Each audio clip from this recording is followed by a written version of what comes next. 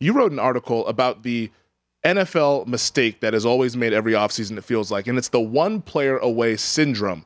And this pertains to the New York Jets, the player that they acquired this offseason, 4-time MVP quarterback Aaron Rodgers. And Robert Saleh said earlier this week that the Jets are among 6 to 8 teams with realistic chances of winning the Super Bowl. I mean, I don't know if Robert Saleh is an odds maker or what's going on, or maybe he's been checking the odds, but what did you make of that? And what point did you want to kind of bring across there with the article of the one player away syndrome? Well, I think, I wrote about this in Football Done Right. That one player away idea has forced some horrendous trades, right? And you go back to the Herschel Walker trade. The Vikings thought they were one player away. John Hadel.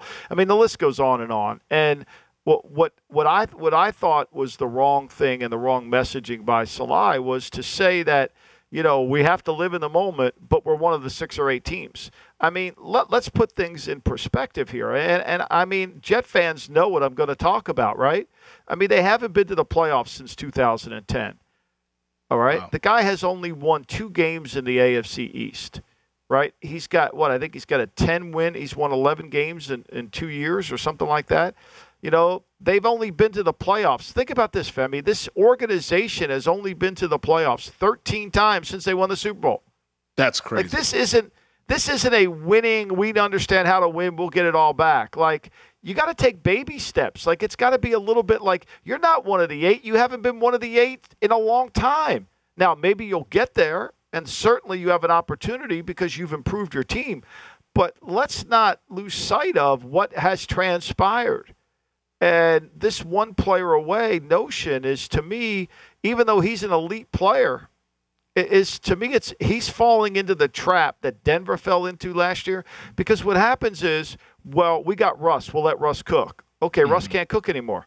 Okay, we got Aaron Rodgers. We'll just let Aaron be the guy. Well, wait a minute. How about offense? How about defense and special teams and all those things that combine? So for me, I thought it was like a ridiculous statement for him to make, especially considering they haven't been near where this organization hasn't even sniffed the playoffs in 12 years. So how do you think Tampa was able to pull it off a few years ago in 2020 when they signed Tom Brady and they go from team who misses the playoffs to winning the Super Bowl? Like what can the Jets take from Tampa Bay to try to have a season more like that versus the season we saw a year ago with Denver?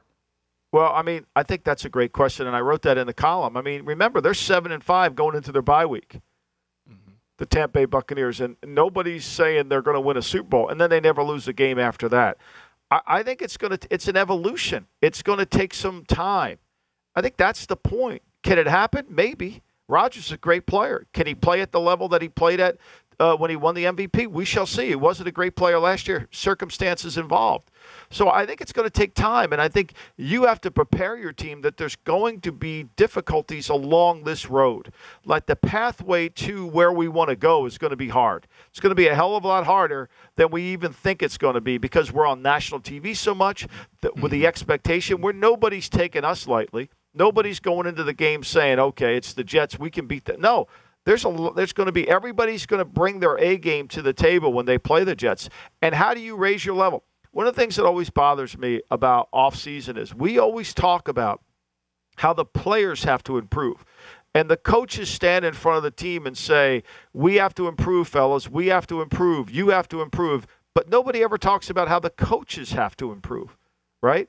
No one ever says, I got to do a better job. Like, I got to become a better head coach. If Cleveland's going to get better, Kevin Stefanski's got to become a better head coach. If the Jets are going to get better, Robert Saleh's got to become a much better head coach. He's not a very good head coach today.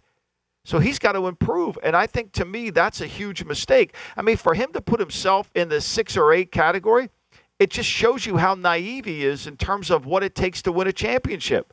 Like, he's got to improve his ability to coach all 3 phases. And now he's putting the target on the players.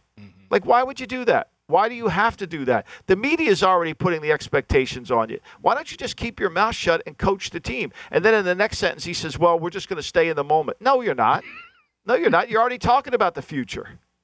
He's already living in December and January, ready to get some playoff victories. It does seem a little strange that he's putting this kind of pressure on the team because, like you mentioned, the page 6 is going to do all that. The back pages in New York, the fan base is going to do all that stuff. Like everybody, we see Rodgers making his tour all across Manhattan and all that stuff. Like the hype is clearly there. So there's no need to kind of drum this up because everybody's paying attention to this team and the league is paying attention to them with the way that they scheduled those games early on in the season. So many primetime appearances against big name playoff teams. Like, it seems like Robert Saleh is making an unnecessary move here to kind of put the microscope even more on the New York Jets.